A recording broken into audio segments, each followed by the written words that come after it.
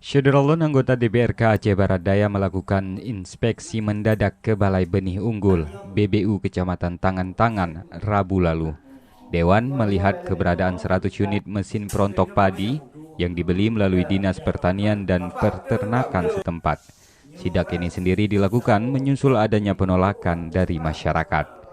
Anggota Dewan menemukan sejumlah kejanggalan seperti perbedaan pengadaan barang yang disepakati antara DPRK dan Distanak, tidak adanya merek dan tidak adanya label SNI sebagai produk resmi dari pengadaan barang dari e-katalog. Wajar karena keterkejutan masyarakat ini, karena masyarakat kita kan belum pernah melihat mesin seperti ini.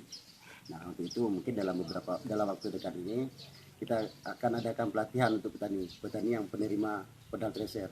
Dari Blang PD, Rahmat Saputra, Serambi On TV.